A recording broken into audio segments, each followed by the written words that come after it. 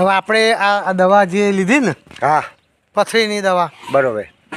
કેટલા લો છો તમે પૈસા? હા, 200 રૂપિયા. હવે ભાઈ પથરીની દવા બાળવા છે અને 200 રૂપિયા લે છે, 200 રૂપિયા. તો એને કેવી રીતે પીવાની?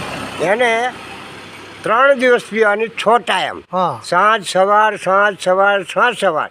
એ પૂરી કરી નાખવાની, એક બોટલ 1 લીટર જેવું આવે, એ બોટલ એ પૂરી કરી નાખવાની બરાબર 3 દિવસમાં.